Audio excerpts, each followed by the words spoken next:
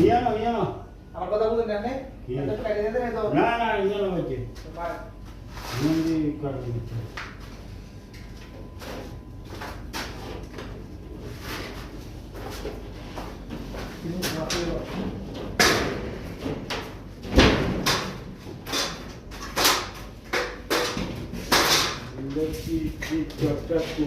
তো ভাই আপনার হাত কিভাবে কাটলো?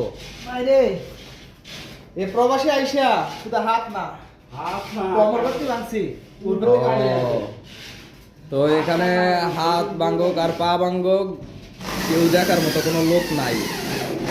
প্রবাস জীবন এটা। প্রবাস এখানে যে আপনার বসে থাকলে যে অসুস্থ হলে আপনাকে খাওয়াবে, দেখে শুনে রাখবে, আর এটা ভাই প্রবাস জীবন, বুঝছেন? এখানে আপনার হাত কাটুক কিংবা পা ভেঙে যাক, দেখার মতো কোনো লোক থাকবে না।